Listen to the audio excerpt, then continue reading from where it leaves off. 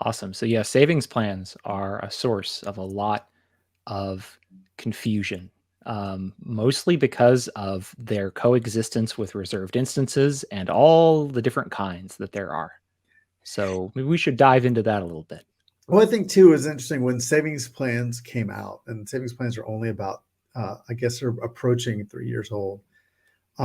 There was a lot of fanfare and hand waving, and it's going to do this, it's going to do that, and people were still unsure. And so now that folks are becoming more reliant on savings plans, I don't know if, and we get a lot of questions about not that people should use them, but what should they use them for, and how do good they work, and can we Mhm. use them on this and on that.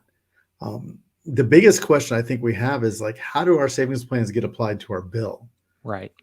And it's actually the AWS actually has documentation on this, which we'll plug in later. And I was very happy and surprised that they actually have documentation on exactly how it gets applied.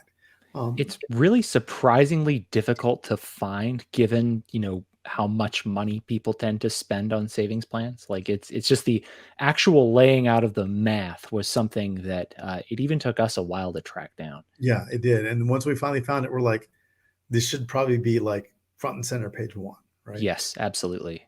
Absolutely. And so what savings plans, when the way savings plans are calculated is essentially that they apply the savings plans to the compute style. This is for compute savings plans, right? Right. To the compute method that is going to give you the biggest discount. So let's say your biggest discount is going to be on like, your M6Gs or whatever, right? So it's going to apply to M6Gs until either you run out of savings plan or you run out of M6G hours. And then it's going to apply it to the thing with the next biggest savings and so forth and so on. And it's worth kind of contrasting this with you how you bought instance or reserved instances in the past, right? Where you bought reserved instances, you were reserving like an instance Right. for a year or for 3 years. Whereas with compute savings plans, you're not buying an instance, you're effectively setting a price. And you're saying Yeah. like this is how much I'm going to be spending in steady state on compute. Mm-hmm. And in exchange for commitments on that, you'll give me discounts.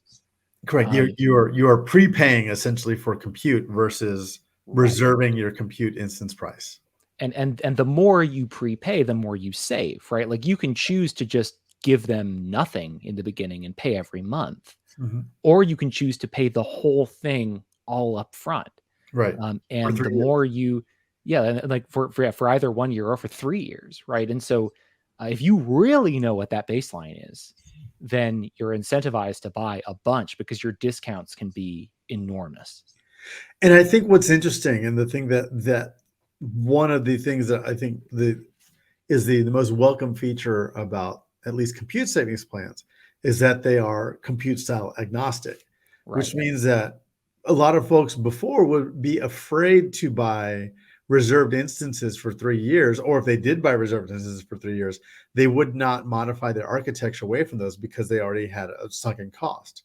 Right. Whereas with compute savings plans, I can be on one style of instance as my primary style of compute, but over the next few years, I can change my instance plans, I can change regions, I can change off of instances onto Fargate, or I can start relying on Lambda, and I will still get my savings plans applied to those.